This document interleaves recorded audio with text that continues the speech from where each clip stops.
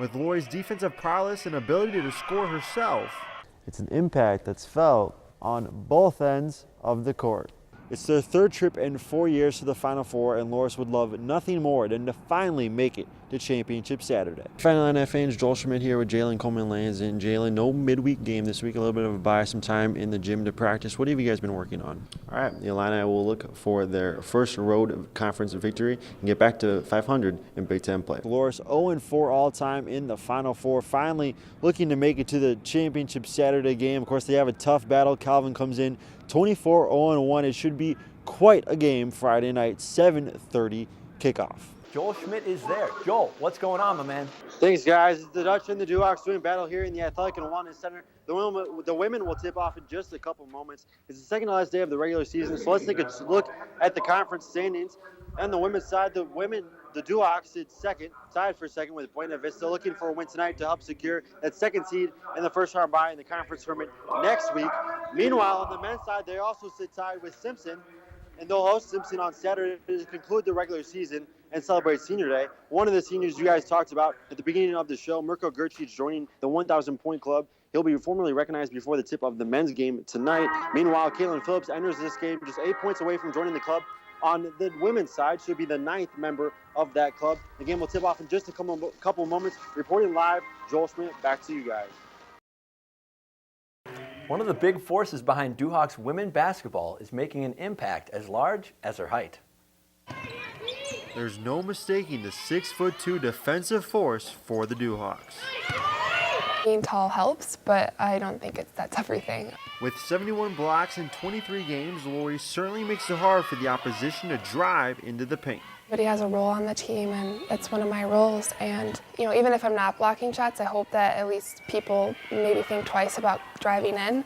What she's gotten really, really good at is a lot of people, as they're absorbing contact, they get hit and their hands go down, and Lori doesn't do that. Lori gets hit and her hands stay up. If you try to block every shot that comes, you're going to foul out. So it's more so just letting them play into your hands. Lori's consistent technique has allowed Loris opportunities on the other end of the court. I've learned a lot about how aggressive to be. Her getting a block allows us to get out in transition. With Lori's defensive prowess and ability to score herself, it's an impact that's felt on both ends of the court. I wouldn't say I'm the kind of person that's like dying to get the ball, but when I do get it, I will try and make a move and score. But a lot of times it's offensive rebounds. It's my teammates dumping down to me. A lot of it isn't as much creating for myself as it is my teammates creating for me. Reporting for Sports Zone, I'm Joel Schmidt. But success hasn't always been this team's story. 1997, the last time Loris Wrestling placed the national champion until last year. James Buss defeated Ryan Fank of Wartburg to become Loris's first national champion in 17 years.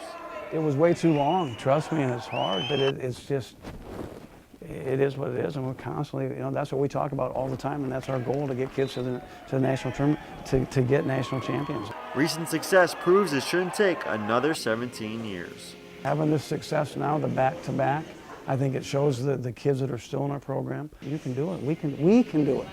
Loris College Wrestling can have kids that can compete in that tournament, and we can be successful. Seeing teammates succeed, current Duhawks know the task at hand. It makes me more hungry. It makes me want to be up there, be there with my teammates, so we all achieve success. Definitely have a task at hand. I mean, our coach says expect to win. That's our motto, expect to win. I expect to win. I expect to go out there next year. I expect to win it. Does it add any pressure?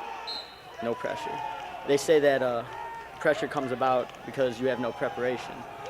I do all the preparation I can, so I don't feel any pressure. But even with all the preparation, everyone knows how difficult it truly is.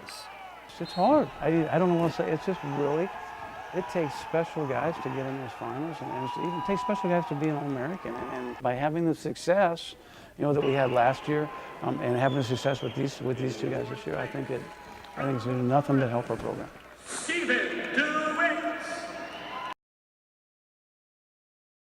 Everything was on the line at Mystique Ice Center as it was win or go home in the Eastern Conference Finals. Mid-second, Jacks now up 4-1. Saints think they got goal number 2. Refs call it no goal, slow it down. Looks like it might have gone in. Tough call, but they play on. Saints have been a third-period team all year. Can they complete the comeback? Seamus Malone finds Keegan Ford along the blue line, sends the wrist shot towards the net. Dylan Gambrell with the tip. Saints cut the lead, now just 4-2 Jacks. Welcome to Sports Zone. I'm Ellie Cletta here with Joe Schmidt. While the school year is wrapping up, spring sports are fighting to make sure their season lasts as long as possible. First up, track and field. Men's 800 Duhawks go 1, 2, 3, and 4 as Zach Fry leads the way at just under 2 minutes. And in the all-important men's 4x400, Josh Gert anchors the Duhawks for 3 minutes and 14 seconds, 5th best in the country. It's the end of my career, so I kind of get to be a little cliche about it. Got to practice it in warm-ups and then come out strong. And softball means so much to me. My name is Brittany Scott, and I am the athletic trainer with women's soccer. I want to do everything possible to get better. where does that mentality come from? Ever since I was in high school, I've always kind of been the underdog.